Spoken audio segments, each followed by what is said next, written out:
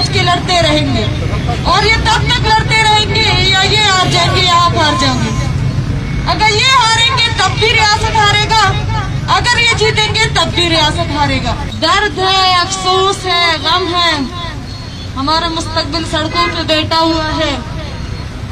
वो बच्चे जो बलुस्तान भर में जिनके जहनों में डाला गया अगर आपने कामयाब होना है तो डॉक्टर बनो, उन्होंने उस राह को पकड़ा, मेहनत की, 1100-1200 बच्चों को कम्पीट किया और यहाँ तक पहुँचे।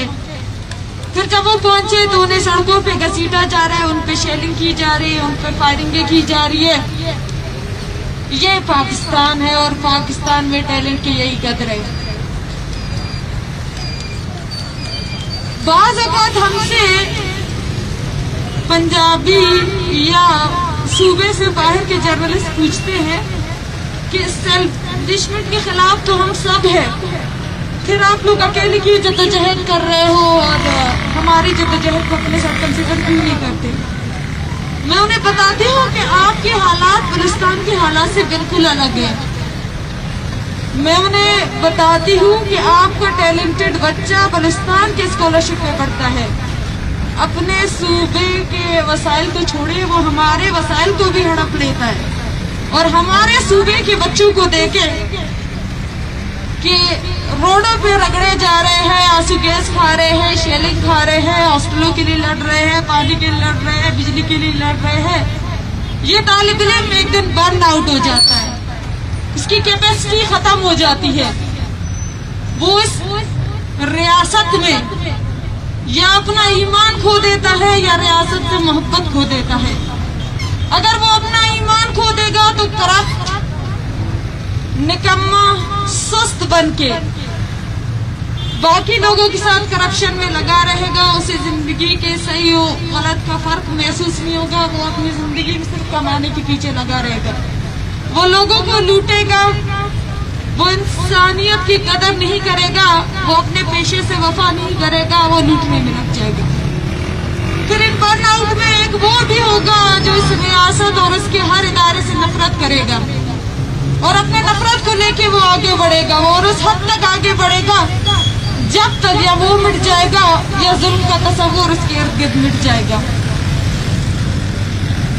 अब तक बलूच जितने भी मुज़ाहमतकार बने हैं वो ऐसे नहीं बने हैं, वो बर्न आउट होके बने हैं। पाकिस्तान के निसाबों में लिखा जाएगा कि बैरूनी ममालिक की साजिशों से पाकिस्तान के अतूट अंग टूटते गए, मगर बलोच और उसके शऊर याफ्ता बलोच और उसकी सरजमीन पे रहने वाले शऊर याफ्ता लोग लिखते रहेंगे कि पाकिस्तान का जुल्म खुद इसके अपने हिस्से इससे अलग करता रहेगा। ये मैं नहीं कहती, ना ही मुझे कोई दूसरा मुल्क सिखाता है, ना ही कोई मेरे जहन में डालता है। ये इनकलाब का फलसफा है, ये जुल्म की किस्मत है, ये महकूमों की कहानी है, ये दुनिया की तारीख है। जहाँ जहाँ जुल्म हुआ, जहाँ जहाँ जुल्म लोगों से, जहाँ जहाँ लोग जुल्म से उकताते गए, वहाँ वहाँ इनकलाब आते गए, वहाँ वहाँ हालात बदलते गए। तंग आमद जंग आमद, ये तलबा तंग आ चुके हैं। ये तलबा जो रोडों पे बैठे हैं इसलिए नहीं बैठे कि आपसे अपने हॉस्टल की भीख मांगे, बल्कि आपके निजाम से तंग आ चुके हैं। ये तलबा जानते हैं कि आपने असेंबली में किराएदार बैठाए हुए हैं। ये तलबा जानते हैं कि आपका निजाम झूठ और मक्कारी के अलावा किसी और चीज से ईंधन नहीं मिल रहा है। ये तलबा जानते हैं कि आप इनका आखिरी सहारा ये खुद है, और ये अपने हकूक के लिए रोडों पे बैठ के लड़ते रहेंगे, और ये तब तक लड़ते रहेंगे या ये हार जाएंगे या आप हार जाओगे। अगर ये हारेंगे तब भी रियासत हारेगा, अगर ये जीतेंगे तब भी रियासत हारेगा। दोनों नतीजों में रियासत की हार होनी है। जब ये तलबा रियासत से मायूस होंगे तो हम सबको मालूम है कि इस रियासत का मुस्तकबिल इन्हीं के हाथों में होगा। یہ طلبہ اس ریاست کو سبق سکھانے کے تمام عزائم اپنائیں گے، اور اگر یہ جیتیں گے تب انہیں خود پہ بھروسہ بڑھتا جائے گا، اور یہ اپنے بھروسے کے بلبوتے پہ دیگر مظلوموں کے ساتھ بھی کھڑے ہوں گے۔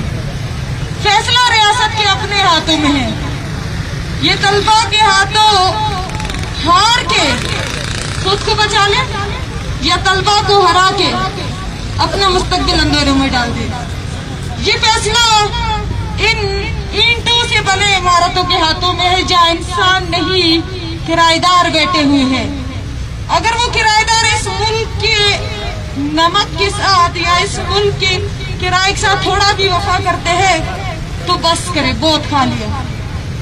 بلوچستان اور پاکستان کا جو رشتہ ہے وہ ہمیں معلوم ہے، وہ جبر پہ قائم ہے۔ 1948 کی کہانی اب چھپائی نہیں جا سکتی۔ 21ویں صدی کا دور ہے، 1948 کی کہانی ہم سب کو معلوم ہے۔ بلوچستان اور پاکستان کا جو رشتہ ہے وہ زبردستی قائم ہے، اور کہاوت یہی ہے کہ لے کے یہاں پہ آپ کے سامنے کھڑے ہیں۔ یہ سب پاکستان کے اتنے دشمن ہیں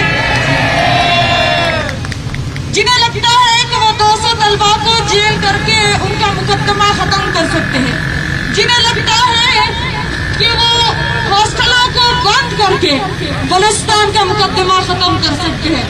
وہ بھول گئے ہیں کہ 70 سالوں سے آپریشنوں نے ان کو کچھ نہیں دیا۔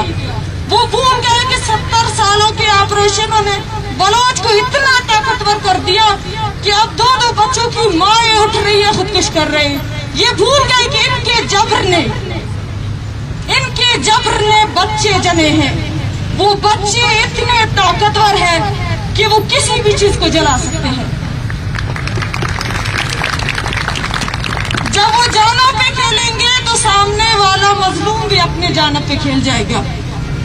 وہ ان طلباء کے اس چھوٹے مطالبے کو ایک بڑے مطالبے میں بدلنے کے لیے جس ظلم کا استعمال کر رہے ہیں وہ ان کے اپنے طاقت کو کھا جائے گی۔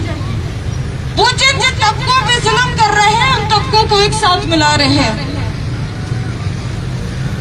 اپنے قوم کے بچوں سے کہنا چاہوں گی کہ یہ صرف BMC کا مسئلہ نہیں ہے، آپ کے تمام تعلیمی اداروں کو ملٹرائز کرنے کا فیصلہ ہو چکا ہے۔ اگر آپ کو ملٹرائز کرنے کا مطلب نہیں پتا، آپ کو یہ نہیں پتا کہ ملٹرائز ہونے کے بعد کیا ہے، کیا ہونے والا ہے، تو ابھی آپ لکھپاس جائیں، آپ کو ایک ٹنل کراس کرنے کے لیے 1.5 گھنٹے لگیں گے۔ ملٹرائز ہونا اسے کہتے ہیں۔ بلوچستان یونیورسٹی کچھ سال پہلے جس طرح تھا، پیپر ہونے والے تھے، ہم وہاں پہنچے، مالک کریم کی حکومت ہے، فائنل ایئر کا پیپر ہے، پورے رات جاگ کے صبح 8 بجے ہم بس میں گئے ہیں، تو بسوں کو کھڑا کر کے چیکنگ ہوئی، گھنٹہ گزر گیا، پیپر 15 منٹ لیٹ پہنچے، تو مالک کریم چیخ رہا ہے کہ یہ لوگ لیٹ ہیں، انہیں باہر نکالو۔ میں نے چیخ کے کہا کہ ہم تو لیٹ نہیں، آپ یونیورسٹی کے گیٹ سے FC والوں کو ہٹائے، ہم آدھا گھنٹہ پہلے پہنچ سکتے تھے۔ ظالم سیخ پا ہو گیا اور مجھے ہال سے نکال دیا، تاکہ سارے اسٹوڈنٹ نے رجسٹ کیا اور میں اندر آ گئی۔